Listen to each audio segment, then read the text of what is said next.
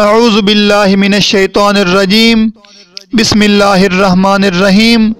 السلام علیکم ناظرین، ملٹی چینل کی جانب سے میں ہوں عصمت جنجوعہ، اور آج میں ایک نئی ویڈیو کے ساتھ آپ حضرات کی خدمت میں حاضر ہوں۔ ناظرین، میں امید کرتا ہوں کہ آپ خیر و عافیت کے ساتھ ہوں گے، اور میری دعا ہے کہ آپ ہمیشہ خوش رہیں، آباد رہیں، مسکراتے رہیں، آمین۔ ناظرین، مزید ویڈیوز کے لیے چینل کو سبسکرائب اور گھنٹی کے نشان کو ضرور پریس فرما لیں۔ تو اب چلتے ہیں آج کی ویڈیو کی جانب۔ ناظرین، ایک قبرستان کے گورکن ایک عجیب واقعہ بیان کرتے ہیں۔ کہتے ہیں کہ چند سال پہلے کی بات ہے، رمضان المبارک کی ایک بابرکت رات کو صرف چند لوگ ایک جنازہ لے کر آئے اور دفن کر کے چلے گئے۔ اس کے بعد کافی عرصہ تک اس قبر پر فاتحہ خوانی کے لیے کوئی نہیں آیا۔ قبر چونکہ کچی تھی، بارشوں کی وجہ سے بالکل شکستہ حال ہو چکی تھی۔ ایک روز میں نے سوچا کہ اس قبر پر کوئی آتا بھی نہیں ہے، قبر بھی کچی ہے، اس کو مسمار کر دیتا ہوں اور اس کی جگہ پر کسی اور کو دفن کر دیتا ہوں۔ اسی جذبہ کے تحت جب میں نے قبر کو کھودا تو دیکھا کہ وہ ایک عورت کی قبر ہے۔ قبر میں سے ایک انتہائی خوشبودار جھونکا نکلا اور اس عورت کی لاش بالکل تازہ تھی، جیسے ابھی ابھی دفن کی ہو۔ میں نے جلدی سے قبر کو بند کیا اور اس قبر کی حالت درست کی۔ اب بھی وہ قبر موجود ہے اور میں اکثر وہاں سے گزرتا ہوں اور اس قبر پر فاتحہ خوانی کرتا ہوں اور پانی وغیرہ کا چھڑکاؤ کرتا رہتا ہوں۔ مزید بتانے لگے کہ جب ہم پرانی قبروں کو کھودتے ہیں تو بعض اوقات قبروں سے بہت سخت بدبو آتی ہے، لیکن اس عورت کی قبر سے جو خوشبو آئی، وہ خوشبو میرے دماغ میں کافی عرصہ تک بسی رہی۔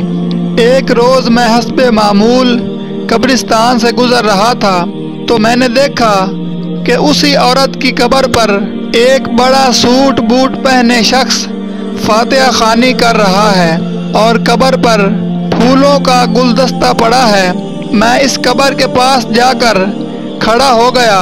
جب وہ آدمی فاتحہ خوانی سے فارغ ہوا تو میں نے اسے سلام کیا اور پوچھا کہ یہ قبر کس کی ہے، کیونکہ اس قبر پر کوئی نہیں آتا۔ آج میں نے پہلی مرتبہ کسی کو اس قبر پر فاتحہ خوانی کرتے دیکھا ہے۔ تو اس آدمی نے جواب دیا کہ یہ میری بیوی کی قبر ہے، چونکہ میں دوسرے ملک میں رہتا ہوں، اس وجہ سے اس قبر پر نہیں آ سکتا۔ آج کل میں یہاں آیا ہوا ہوں تو فاتحہ خوانی کے لیے آ گیا۔ میں نے اس کو ساری بات بتائی اور پوچھا کہ اس عورت نے کون سا ایسا عمل کیا تھا کہ جس کی وجہ سے اس کا کفن بھی میلا نہیں ہوا اور قبر نور اور خوشبو سے بھری ہوئی ہے۔ تو اس آدمی نے جب یہ بات سنی تو وہ زاروں قطار رونا شروع ہو گیا۔ اس آدمی نے جواب دیا کہ میں جوانی میں ہی تعلیم حاصل کرنے کے لیے یورپ چلا گیا، تعلیم مکمل کی اور ملازمت کر لی۔ جب میں اپنے ملک اپنے والدین سے ملنے آتا تو میرے والدین مجھ پر زور دیتے کہ شادی کر لو، تمہاری منگنی بچپن سے ہی تمہاری خالہ کے گھر کر دی گئی تھی، وہ تقاضا کر رہے ہیں، لیکن میں ہر مرتبہ انکار کر دیتا۔ ایک دفعہ جب میں اپنے ملک اپنے والدین سے ملنے آیا تو والدین نے کہا کہ اس مرتبہ اگر آپ نے شادی نہ کی تو ہمارا تمہارا کوئی رشتہ نہیں رہے گا۔ والدین نے مجھے اتنا مجبور کیا کہ مجھے شادی کرنا پڑی۔ میں والدین کو سمجھاتا رہا کہ کچھ مجبوریوں کی وجہ سے میں شادی نہیں کر سکتا، میری بہت بڑی مجبوری ہے، لیکن والدین نے زبردستی میری شادی کر دی۔ شادی کی پہلی رات میں نے اپنی بیوی کو بتا دیا کہ میں تمہارے ازدواجی حقوق پورے نہیں کر سکتا اور یہی میری مجبوری ہے، جو کہ میں والدین سے بیان بھی کر چکا ہوں۔ تم میری طرف سے آزاد ہو، تم اپنی مرضی سے جہاں چاہو شادی کر سکتی ہو، میں تمہارا گناہ گار ہوں۔ تو اس عورت نے جواب دیا کہ اگر یہی میری قسمت میں تھا تو میں اس پر راضی ہوں، میں پوری زندگی تمہارے ساتھ گزارنے کو تیار ہوں۔ اسلام نے بیوی کو جو اس کے شوہر کے لیے مجازی خدا کا تصور دیا ہے، اس عورت نے پورا کر کے دکھایا۔ کبھی میری اتنی بڑی کمزوری کا ذکر کسی سے نہیں کیا، نہ ہی کبھی میری اس کمزوری سے فائدہ اٹھانے کی کوشش کی۔